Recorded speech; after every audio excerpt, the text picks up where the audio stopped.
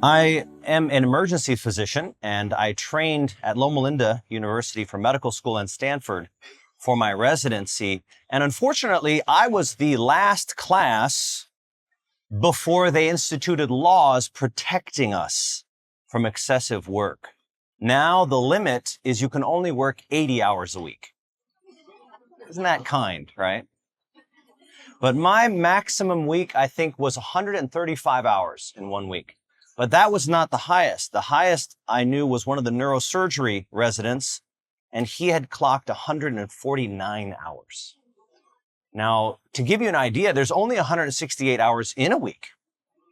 And he said he was so sleep deprived when he got home, he found himself face down in a bowl of cereal. And he had hallucinated playing on his Xbox. He's like, I don't even have this game. And then it faded away because he was not seeing anything. I think the worst time I had was I was in the ICU writing a note on a patient. And I remember seeing a nurse coming into the room for the patient, and she had a piece of medical equipment to do something on the patient. I said, I never ordered that. And I watched her walking toward the room, and she faded away. And I looked down and I saw the note, and it was like this. There was one time where I fell asleep leaning against the wall, standing up.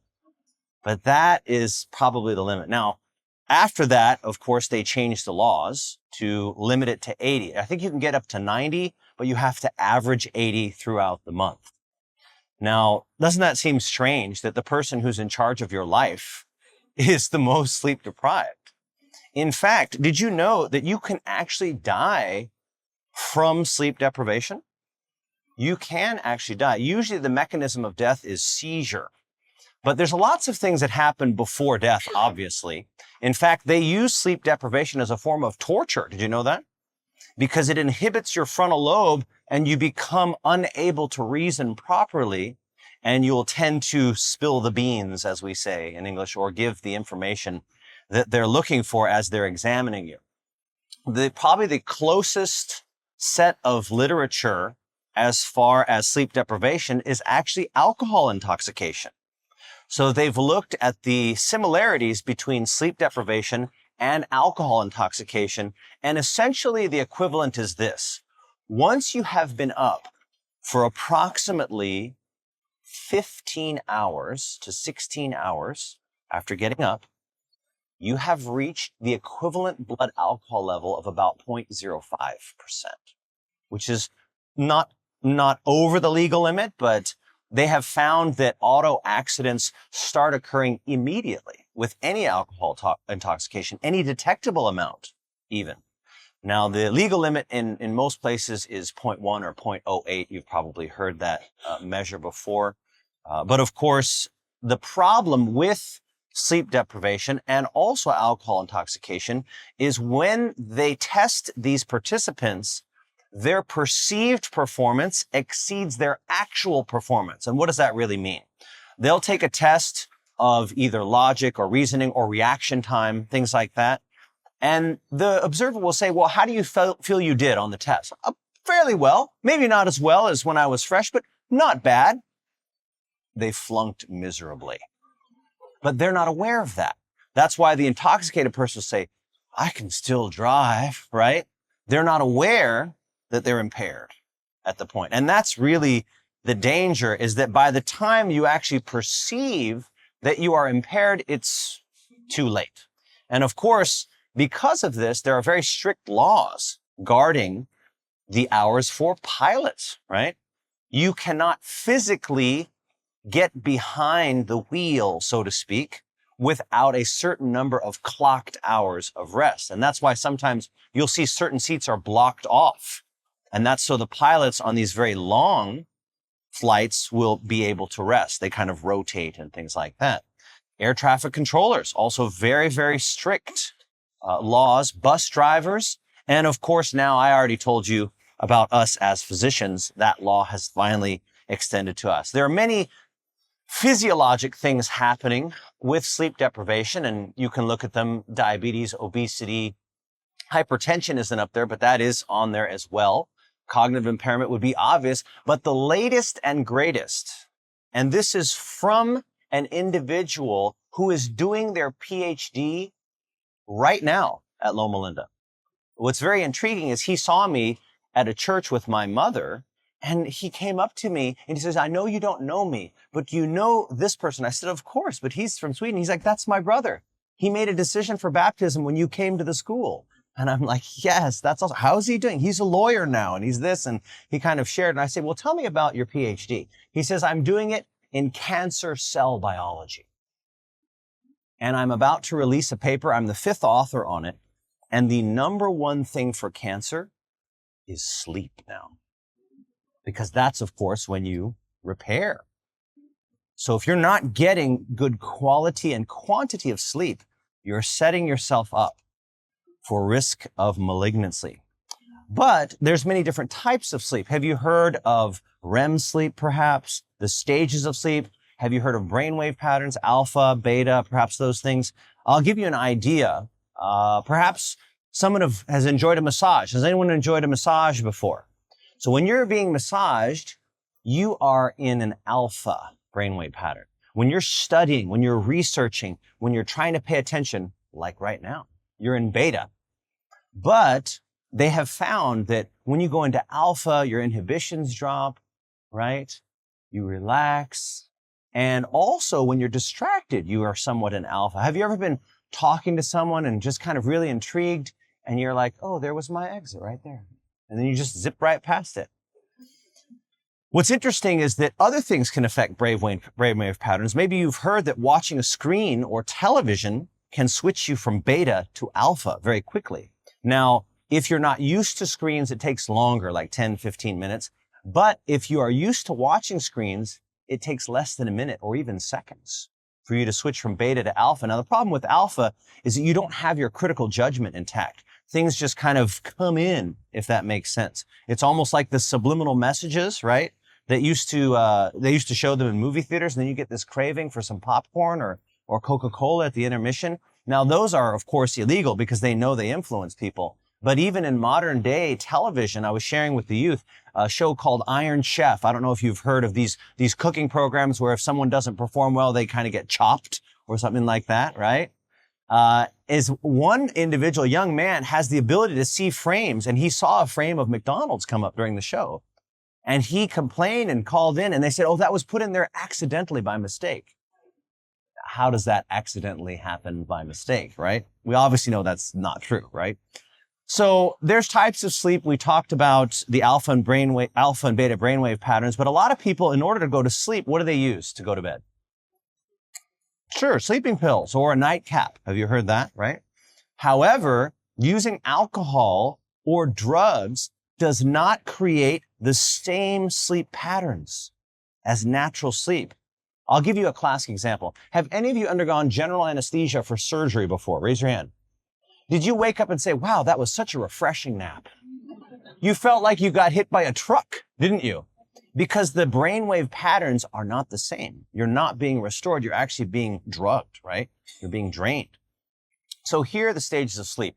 Stage 1 is light sleep, kind of between being awake and also being asleep. And that's the sleep that you'd go like that. You would kind of jerk yourself awake or something like that. That's light sleep. Then stage 2 is the onset of sleep. You disengage from surroundings, your heart rate, your breathing kind of regulate. Your body temperature drops, which is why it's nice to sleep in a cooler room. Hence why at night it's a little colder, right? Does that make sense? Stage 3 and 4 are the critical stages of sleep. They're the deepest and the ones that absolutely restore you and regenerate you. Your muscles relax, your blood pressure drops. And then there's the ever more amazing fact that you get this hormonal release. And what I tell people, if you're using a 6-6 cycle, which I like to use, because biblically, sunset and sunrise are at 6 and 6, right? That's where they get their timing. When Peter was accused and said, oh, these men are drunk, he said, but it's 9 a.m. Who gets drunk at 9 a.m., right? And he said it's the 3rd hour of the day, right?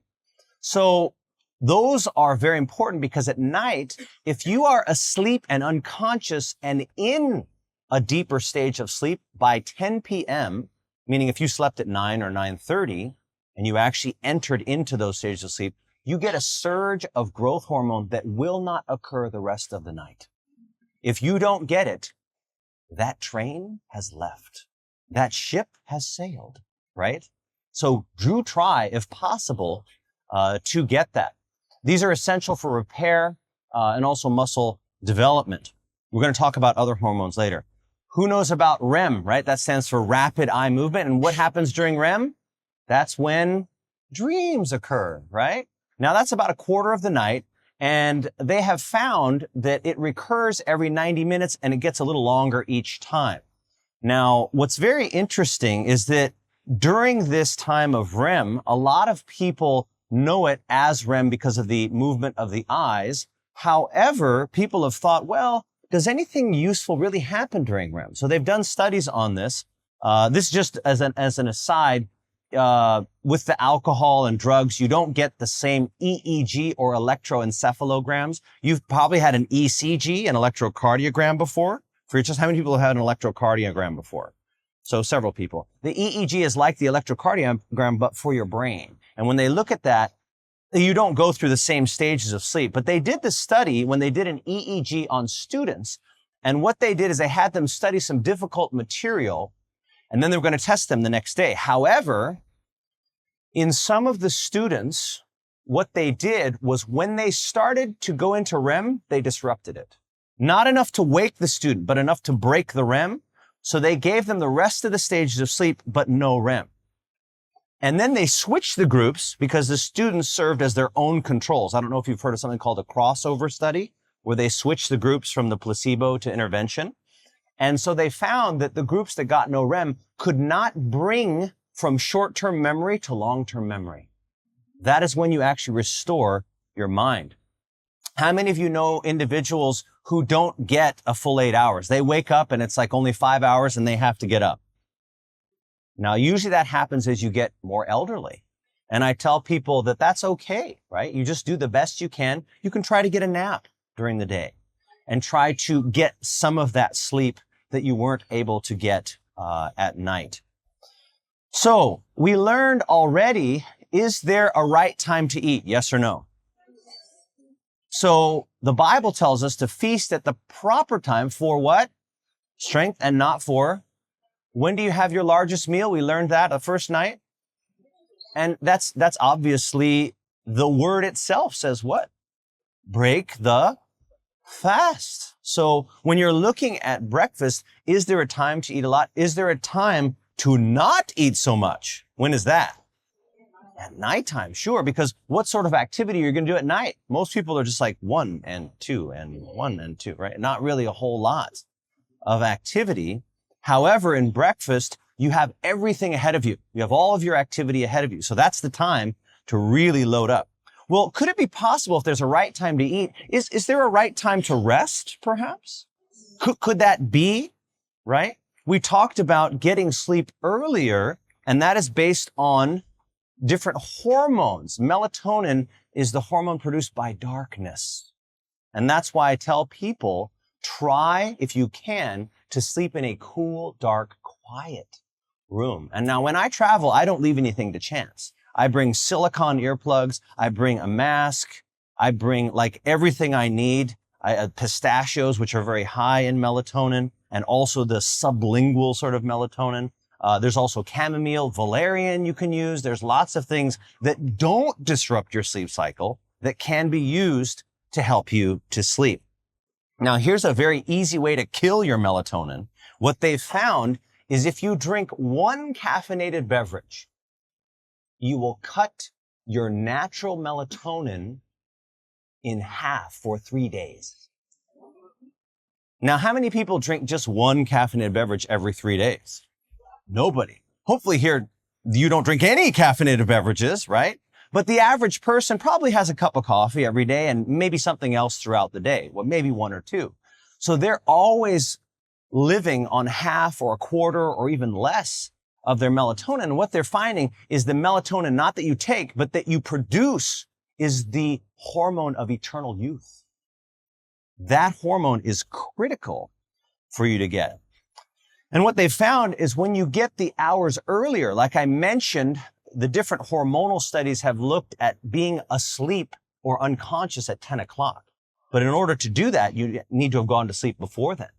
And I seem to recall somebody writing that 2 hours of good sleep before midnight is worth more than 4. And now, who was that? Oh, a little old lady named Auntie Ellen, right? So she knew. However, some people will say, but I'm a night shift worker. How many people have heard that? They've examined night shift workers and they try to see if their circadian rhythm is the opposite of day shift workers, and it's not. It's still a day rhythm. It's just blunted. You were designed to be a day creature. However, now we have artificial lighting. I don't know if you've seen your phone. It kind of changes color at night. Have you noticed that?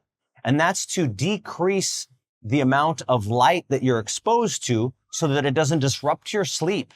But what would be better is to not have the artificial light, right? Or not have that screen so that you can actually sleep. How many of you have gone camping before? Do you find you sleep a lot better when you go camping?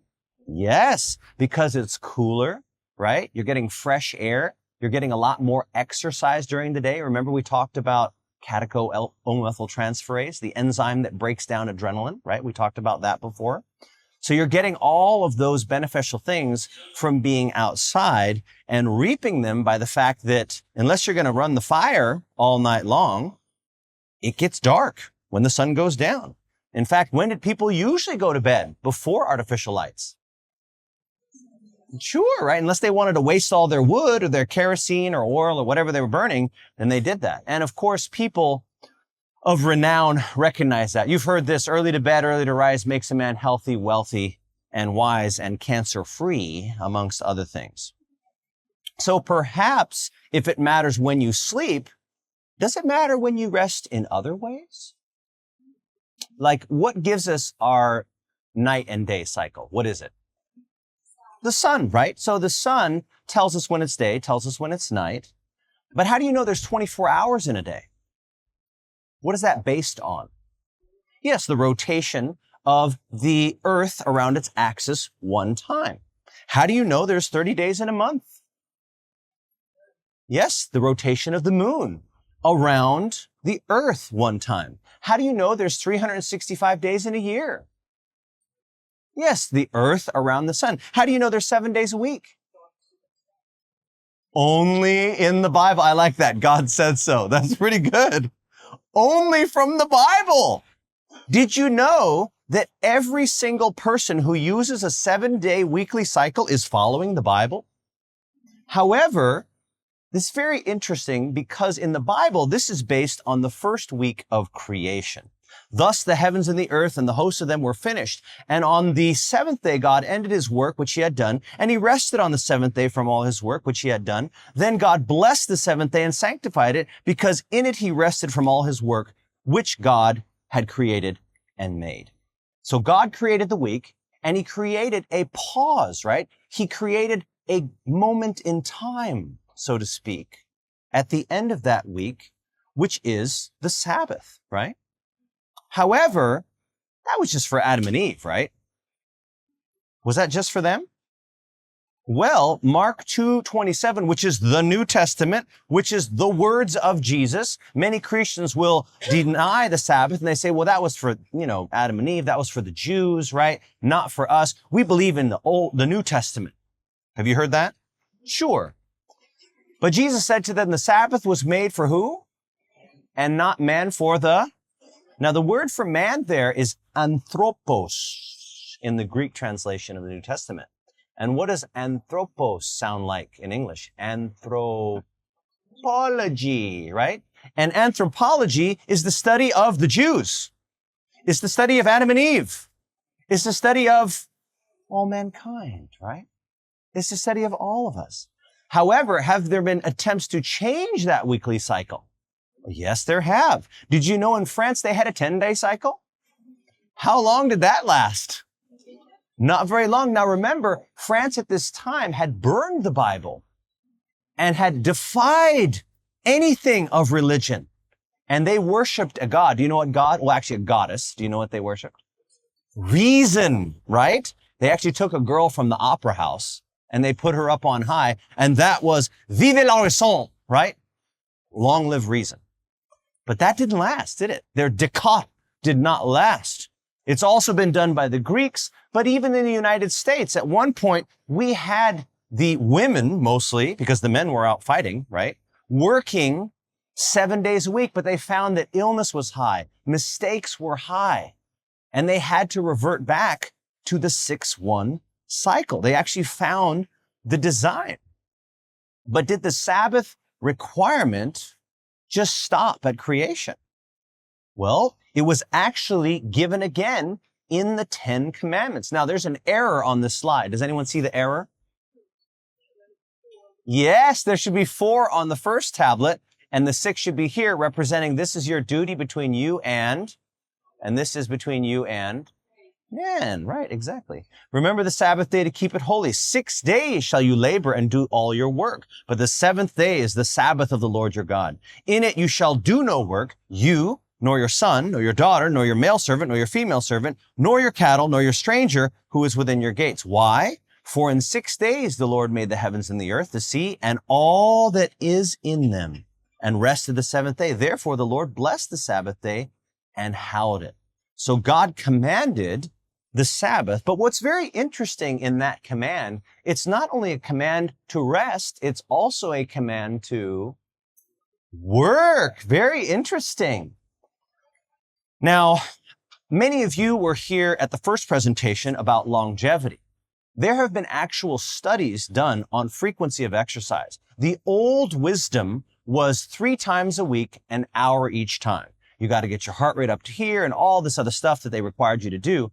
But they said, well, what if we took those 3 hours a week and we divided them into 4 days a week instead of 3? And then they followed these people and looked at their longevity. Now, mind you, same exercises, same group of people, just the difference was divide the same 3 hours into 4 days instead of 3. Which group do you think lived longer, or do you think it was the same? Same time, same exercises, same intensity, everything. It was 4. 4 lived longer. Then they took, instead of 4 days a week, they compared 4 days a week to 5. So they're taking the same 3 hours, no difference in time, dividing it into 5. Which do you think was different, or at all? 5 was better. Then they took 5 and compared to 6. Now you're down to 30 minutes per session, just for half an hour. So you're taking the same 3 hours and dividing that now into 6. So any difference between 5 and 6? Which one was better for longevity? 6. Then they took 6 compared to 7. No difference. No difference then. Now that is science. Science itself reveals the 6-1 cycle. That is incontrovertible evidence in the longevity literature now. So they support people to do this sort of 6-1 cycle. However, many people will say, I don't believe that. I just rest when I'm tired, right? Isn't that what a lot of people say? I can prove to you that you are built for a 6-1 cycle. What is your least favorite day of the week? Monday! Miserable Mondays! Why do you hate Monday so much? Wait a minute, but don't you work on Thursdays? Don't you work on Tuesday? Don't you work on other days of the week? What's the big deal with Monday? So, Friday night, what does the world do? Parties like an animal, right? Saturday night, what does the world do? Parties worse like an animal. Drink, eat, drink, and be merry, basically, right? Stay out late, etc. Sunday night, what does everybody do? No, they take their iPhone and they set the alarm and they put it underneath the bed. They set another alarm clock over on the other side of the room. Why? Because they know it's going to be hard to get up. Do you know why that is? Because your circadian rhythm can tolerate 1 day of difference, but not 2. Once you go to 2, you now shift to that new rhythm. So Everyone who says miserable Mondays confesses that they want 6-1 because they're battling against a 5-2 rhythm. That is the key. And that is built into you. You don't need a PhD, MD, JD, or some D to understand that, because you know that by your own experience. You know that Monday is going to be a pain for you because you've had 2 days of a different rhythm. That's very well established. However, isn't it just 6-1? How do you know which day is the one? Have you thought about that? Has anyone ever heard of the Seventh-day Beavers? I actually know that pastor personally. He's followed a colony of beavers, and they've found that these beavers, every Friday night, they go into their lodge and they do not come out. And he's followed them as they've traveled to different locations. And at one time, I was like, well, what's going on? Some of my friends will say, listen, it doesn't matter. That's just one colony of beavers. And I tell my friend, it would only take one beaver. Because how would the beaver know what day of the week it is? It might know seasons. It might know day. It might even know lunar sort of things. But how can it know the day of the week? How's that possible? It's impossible for it to know. And so one time they put a hidden camera up in the lodge on the Saturday, and they found them reading Desire of Ages. No, just kidding. They didn't do that. But that's the concept, is that if a beaver, right, is actually keeping the Sabbath, how is that possible? How would it know? Has anyone heard the seventh-day ox? Yes, former Soviet Union, the ox would no longer pull loads on the Sabbath.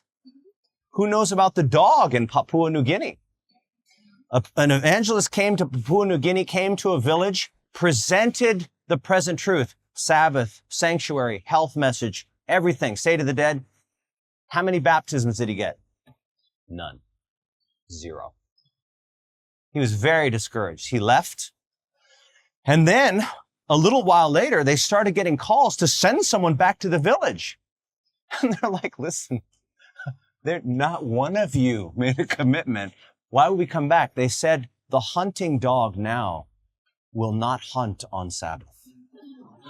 And he will not eat pork or anything unclean anymore. It's true. But how would the dog know that? How would the dog know that? That's crazy. And people say, well, all dogs don't do that. And I said, it only takes one. How would it know? How would the ox know? How would that colony of beavers know what day of the week is? Because the same one that created them created the week. That is why. And despite the efforts of man to change that cycle, the handwriting remains. Even if they refuse the Bible, nature itself, in multiple different species, tells them the truth. Wait a minute. What about Jesus himself? How did he relate to the Sabbath? Luke 4:16 says, so he came to Nazareth where he had been brought up, and as his what? Custom was, he went into the synagogue on the Sabbath day and he stood up to read. Because a lot of people say the Sabbath says it's your day of rest, but it doesn't say to go to church on Sabbath. Have you ever heard people say that? I've heard people say that, but that's not true. That's simply not true. Because Jesus went on what day? But you know, Jesus was what religion? He was Jewish, right? That can't be true, because now we in this modern age, we don't keep the Sabbath, right? That's all done away with at the cross. Have you heard that?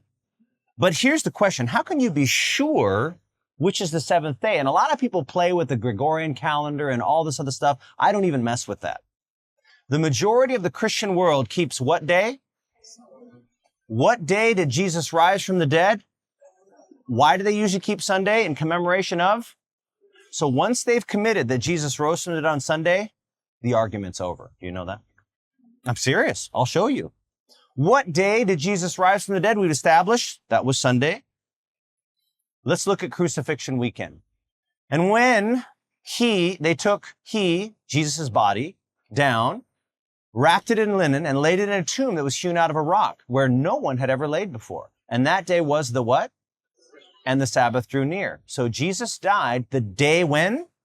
Before the Sabbath, because the Sabbath drew near after the day of preparation, right? And the women who had come with him from Galilee followed after, and they observed the tomb and how his body was laid. Then they returned and prepared spices and fragrant oils, and then they did what? Rested on according to and that was the day after the crucifixion. Good Friday, Sabbath, and watch this. The next verse is now on the what? First day of the week, very early in the morning, they and certain other women with them came to the tomb, bringing the spices which they had prepared. But they found the stone rolled away from the tomb. Then they went in and did not find the body of the Lord Jesus. Once your friends commit to Sunday as the day of the resurrection, the argument is over. Did you know that? Because we know that the Sabbath is the day between the crucifixion and the resurrection, right? But wait a minute. Wasn't that all done away with at the cross? Did you hear people say that? Jesus did that away at the cross, right? When did Jerusalem get destroyed? What year? Do you remember? By Titus, yes, and the Roman armies. Actually, before that, prior to that, approximately 3.5 years before, Cestius had come and surprisingly withdrawn from Jerusalem. And that was the signal, right? And who got out of Jerusalem? Where did they go? Do you remember? They went to Pella, the city of Pella, actually. Inspiration tells us where they went. But yes, that is absolutely true as well. But they actually went to Pella, which was away. And what was interesting is that the Cestian army came there, Roman army, and then who followed them as they retreated? The Jews. So the Christians were free to just walk out without anyone bothering them, right? However, when did Jesus' warning come about the destruction of Jerusalem? Do you remember when he gave the warning? Prior to his crucifixion. And his crucifixion was, right, AD 31. He gives this warning in Matthew. Pray that your flight may not be in or...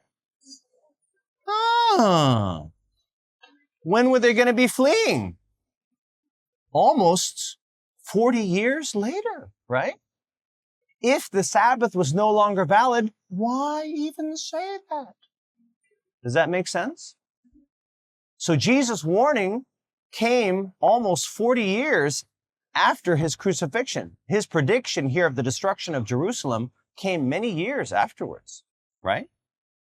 But what's interesting is people will say, yes, but the apostles, what religion were they? They were Jewish, right? So they were going to keep the Sabbath naturally because they're Jewish. However, I am a New Testament Christian. I follow the writings of Paul, right? Have you heard someone say that? Well, let's look at Paul, shall we? Acts chapter 13, verse 13. Very easy, 13:13. Paul and his party came to Antioch in Pisidia and went into the synagogue when? On the Sabbath day and sat down. Now, it's very interesting. In Antioch, the believers were first called Christians. Very appropriate, right? Names always mean something in the Bible. Remember that. But what's interesting, people will all say, well, Paul, who was formerly Saul, he was also, what was his heritage? Jewish, right? So they'll say, oh, he's Jewish. But watch this. And after the reading of the law and the prophets, the rulers of the synagogue sent to them, saying, men and brethren, if you have any word of exhortation for the people, say on. So in other words, hey, you're here, might as well take the sermon. Go ahead, say on. Then Paul stood up and motioning with his hand said, men of Israel, and you who fear God, listen. Then Paul's sermon. But watch what happens afterwards. So when the Jews went out of the synagogue, the Gentiles begged that these words might be preached to them tomorrow. On Sunday. No. Now, who are these people? They're not Jewish people, are they? They're Gentiles. Like we would be considered, right, by a Jewish person. They would consider us a Gentile. But here's the concept. The Gentiles begged that these words might be preached to them the next Sabbath. Now, when the congregation had broken up, many of the Jews and devout proselytes followed Paul and Barnabas, who, speaking to them, persuaded them to continue in the grace of God. And then on the next Sabbath, the Jews came together. Who came together? Almost the whole city came together. They're like, where is everyone gone? Don't you know? They're at the synagogue. On which day? The Sabbath. So absolutely, it is there. But I want to share something very unique about the fourth commandment. What's unique about the fourth commandment compared to the other commandments? Tell me. It's about time. That's one. What else? A seal. What's a seal contain? Okay, a seal contains different elements. You can have the seal of the state of California. You can have the seal of New Zealand. So the name of the lawgiver, the title of the lawgiver, and the domain or the dominion of the lawgiver, right? The authority, the individual, and the dominion, right? But what's very interesting, when we look at the Sabbath, we find that that is what we were designed for physiologically. What I shared with the teens is I talked to them about the law. And I want you to move away from seeing the law as merely moral. I gave an example. If one of you got up on the roof and decided to jump off onto the asphalt here and you broke your leg, would you say, God, I'm cursing you for breaking my leg? Would you do that? Why? Did God break your leg? No, you broke your leg because you didn't understand the law of gravity, right? If you understand that the 10 Commandments are not merely moral law, but they are natural law. It is how you work as a human being. And I went through each one of the commandments one by one and showed you medically, physiologically, how they are natural law for humanity. But that was the other sermon. But when you look at the design, right, the 6-1 rhythms, even in nature, even in animal species, the planetary bodies don't have anything to do with it. We've tried to change the cycle. The Greeks, the French tried to change it. None of that worked. But what's very interesting also is it's the only commandment that starts with one word. What's that? Remember. And it's the one commandment that we've all forgotten. And so here's the concept. You mentioned this a little bit. The only commandment that tells who the lawgiver is and why the commandment should be kept. What's one of the most common words your kids ask when you're teaching them something? Yes. And I know you think that that may be annoying, right? But it's very important to know the why. Very, very important. So who? For in 6 days, who? The Lord and the one who made what? The heavens and the earth and the sea and all that in them is. But he rested on the 7th day. So it's the Creator, our Creator, that made it. Why? Here's another one. Remember that you were slaves in Egypt and that the Lord your God brought you out of there with a mighty hand and an outstretched arm. Therefore, the Lord your God has commanded you to observe the, right? And he also says, remember, you were slaves in Egypt, so let your servants rest too, because you were in their position. So God is not only the Creator, but also the Redeemer. Now, I wanted to share something that is very personal for me. Many of you know some of my background, many of you do not.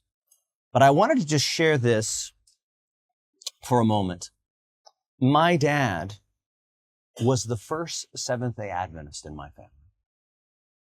And I'm so thankful to say that he shared that faith with me. In fact, I was visiting him one weekend, and basically, he was invited to a Daniel and Revelation seminar. So invite people to camp meeting, invite people to church, invite them to seminars. People say, well, that doesn't work anymore. It does work. It actually absolutely works. So I was with him and he invited me. So I said, sure, why not? And as a result of that, he was baptized from that campaign. And I was not committed until later. But this was at the time when I was a teenager. And I'm happy to say that he shared that faith with me And in spite of a bad divorce that my parents had gone through, this was after the divorce, actually. Despite the divorce that we went through, I still held to that faith. And I shared with my grandmother when I was visiting them, because I visited my grandparents every summer. I shared with my grandmother, and she embraced the Seventh-day Adventist faith. As a senior citizen, she did. But then I noticed that things started to happen, is that she wasn't going to church anymore because Grandpa didn't want her to go. And I said, but Grandma, do you understand the Sabbath? Yes, of course I understand the Sabbath. Yes, I know it is Saturday. And I said, but why aren't you going anywhere? Well, Grandpa, I have to obey my husband. And I said, but who do you love more, Grandma? Do you love Grandpa more, or do you love the Lord more? Well, of course I love the Lord more. We ought to obey who? Rather than, right? And so she went on her own. And then my grandpa started going because he didn't want to stay there home alone. So he started going, but he didn't commit to baptism. He kind of just went along for the ride, so to speak. And then later, I shared with my sister, who had left the church long ago. And she was an atheist, sort of an agnostic at the time. And then she became Seventh-day Adventist. And then recently, my sister and I shared the Sabbath with my mother. And July of last year, my mother was baptized as a Seventh-day Adventist. Now, the only one left who's not an Adventist in our family would be my older brother. So the target's on him. If you're listening, Steve, I love you. I got my sights on you. In love, of course, right? And his family as well. So I was very, very happy about 6 months ago when my mom made that decision.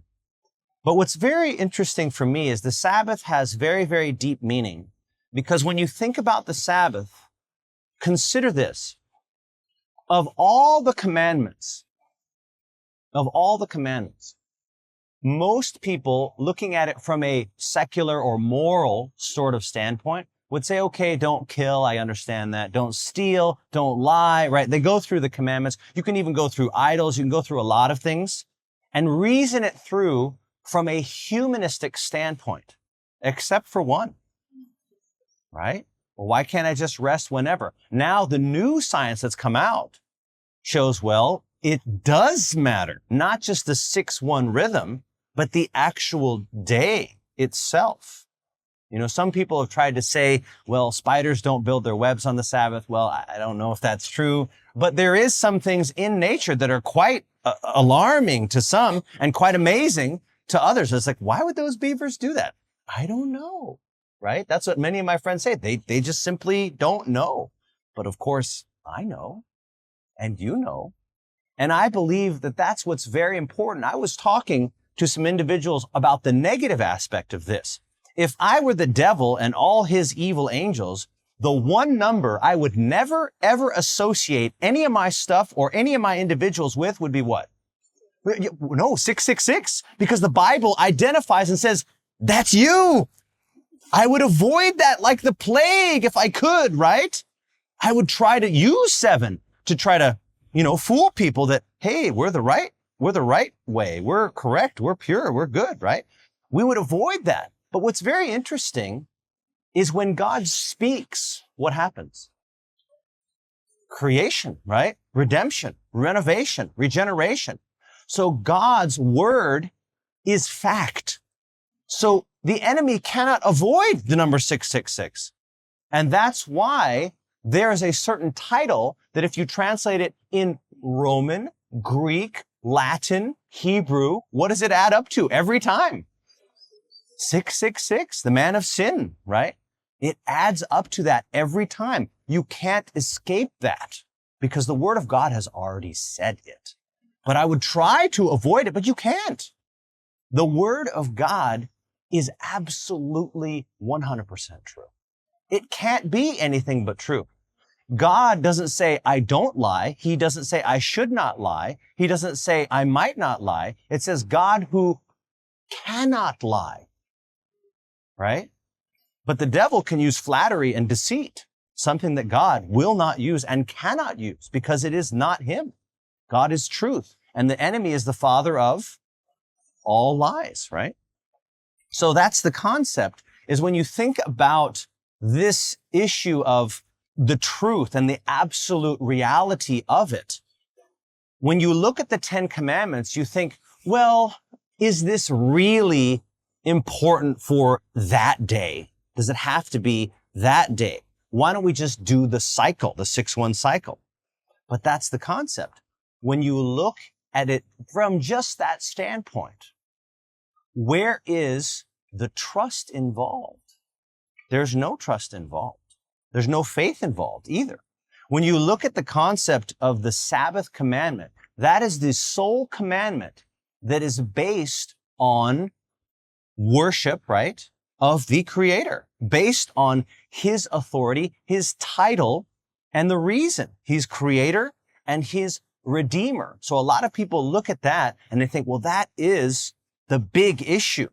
Because ultimately, the question is this. If someone says, well, why can't I just rest when I want? Why can't I just do what I want? And that's the concept. You are not your own, if that makes sense. You're not your own God. Does anyone know the number one mantra or tenet of the Church of Satan? Do what thou wilt. In other words, you are your own God. There is no authority over you. That's the concept. Do what you will. That's the opposite, right? God gives us the 10 Commandments as a boundary.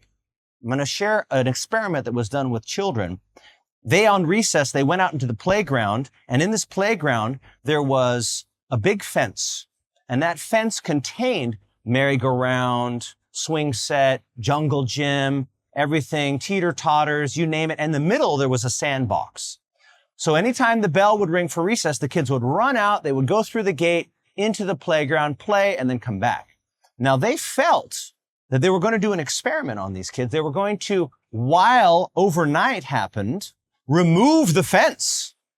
And maybe the kids would go down to the stream, they would play in the baseball diamond, they would do all this other stuff. They were thinking that maybe the kids would go somewhere else during recess if there was no fence, if there was no boundary. So when they rang the bell for recess, what do you think the kids did? Did they go? They went to the playground, yes. They went to the sandbox. They went to the very center of the playground because now they were unsure of where the boundaries were. And I shared that during the law presentation for the teens. But that's the concept, is everyone's looking for the life hack, right? They're looking for, how does my body work? How can I get my body into shape? How can I be more efficient? How can I be more clear-minded? How can I have more endurance? How can I have more power? How can I have more success? How do I work? People are always asking for that, right? And that's the concept, is that children want to know where the boundaries are. Where is it safe and where is it not safe? When they removed the fence, they weren't sure. They weren't sure. I had an opportunity to teach, I think it was not juniors, but primary.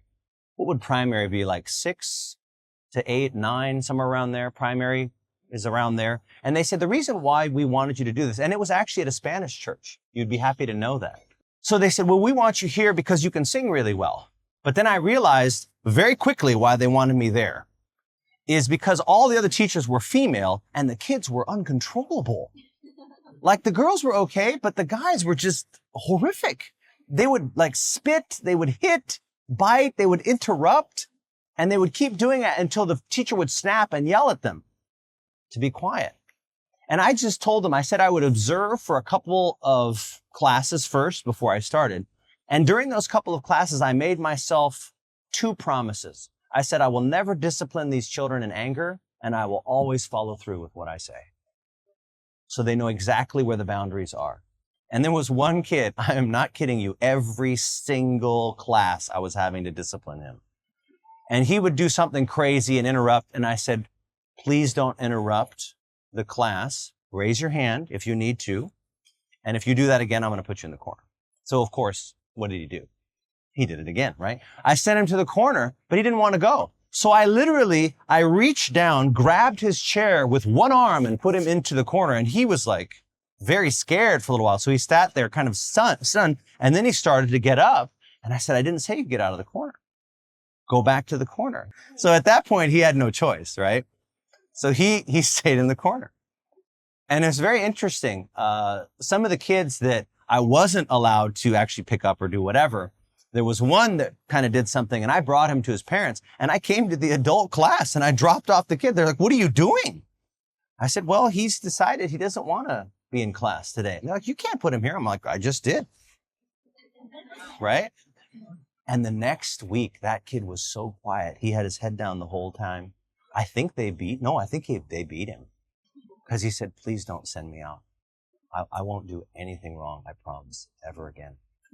But he was subdued. He wouldn't even answer the questions. He wouldn't smile or anything like that. I think something very bad happened to him. Because of course, it was a shame sort of thing that happened, right? When you drop that kid off, everyone's like seeing that that's your kid. So that's like public shame. They were serious at that point. Now I know in other cultures, they would say, yes, oh, did that lady down the street spank you? Oh, well, she should have called me. I could have given you another one or something like that. I know in some cultures, it's the village that disciplines the child. But that's not the case now. It's very, very woke. And, you can't lay a hand, even if parents lay a hand on their child, they could actually lose their child in some of these countries. Did you know? So that's the concept, is I was always disciplining this kid, but I prayed with each child before I would discipline them, because the word discipline is disciple in, right? And that's the thing, is they knew that I was wanting to help them, but I would punish them. And they said, oh, come on, you're giving them too much attention. Listen, that's a lot of negative attention, and they would not want that. When I sent that kid out, he never did anything again. But there was one kid that continued to do it every week, week after week. And then finally they announced, oh, Maestro Timoteo is going to medical school now. This was pre-med when I was doing this. And you know what happened with the kids? They all ran up and they latched onto me. And I was just like trying to get away, And the one who wouldn't let go was, guess which one? The troubled one. The one I had to discipline every single week. And he said, no, please don't go. He says, Tim, don't go. You're so cool. And I'm just like, I didn't understand, right? I didn't understand why he thought that way. But it was because I gave him loving boundaries. I never yelled at them, never raised my voice at those kids. But they knew when I said something that it was business, that I would follow through every time. They knew where the boundaries were. And that's the concept, is we need to know what the boundary is between life and death. But I'm going to share with you the most powerful reason for the Sabbath. If I gave you all these wonderful 10 commandments and I left out the Sabbath, you would never know who it was from. When my family went through a divorce, my father wrote me a handwritten 12-page letter when I was a very young man. And he said, Tim, I'm so sorry for the divorce. I know it's going to hurt you and your brother and your sister very much. But I wanted to write this letter, not to explain that to you, but to give you a slice of my experience, to show you where I've made mistakes, to show you where I've had successes, and to perhaps give you a roadmap where you can avoid those potholes of life. And he proceeded to pour his heart out in that letter, telling how he had done this right, telling how he had made mistakes, telling what was important in life and what things were not so important. But I will never forget what he said at the very end of the letter. He said, Tim, I'm kind of broken up right now as I'm writing this. You may not remember all the lessons I've tried to teach you here. In fact, someday you may not even have the letter. But just remember one thing. Just remember I'm your friend and I love you. Love always. Dad. What meaning would that letter have to me if that last line was not there? What meaning would the Sabbath have? What meaning would the 10 Commandments have if I didn't know who they came from? and what that person meant to me, the one who brought me to God. What would they mean? They would mean nothing.